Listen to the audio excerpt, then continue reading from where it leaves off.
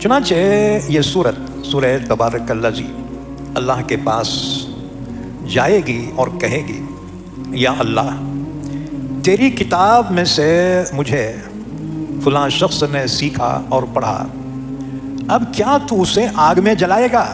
حدیث کی روشنی میں حضرت نے فرمایا، جو شخص دنیا میں سورہ ملک کی تلاوت کرتا تھا، اس کی وفات کے بعد جب قبر کا عذاب آتا ہے تو سورہ ملک اس کی حفاظت کے لیے آگے بڑھ کر اللہ سے گزارش کرتی ہے، یا اللہ اسے میرے حوالے کر دے۔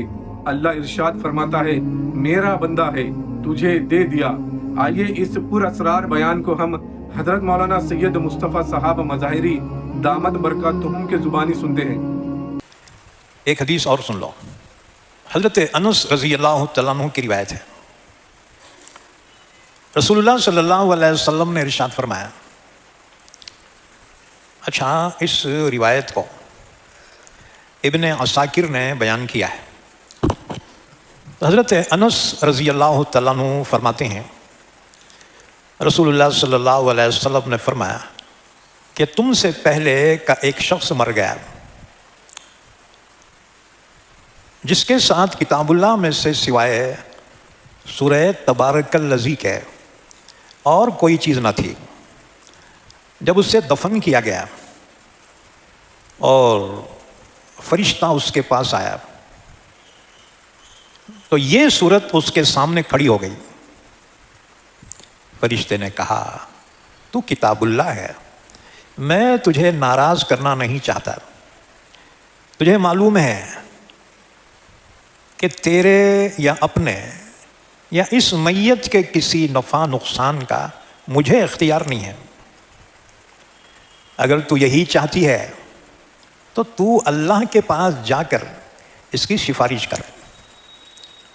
چنانچہ یہ سورہ تبارک الذی اللہ کے پاس جائے گی اور کہے گی، یا اللہ تیری کتاب میں سے مجھے فلاں شخص نے سیکھا اور پڑھا، اب کیا تو اسے آگ میں جلائے گا؟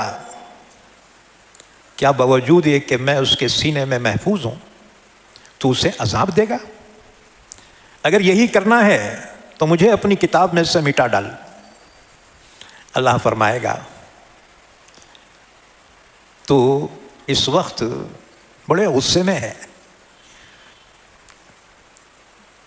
یہ سورت کہے گی، ہاں مجھے اس کا حق ہے کہ میں اپنی ناراضگی ظاہر کروں۔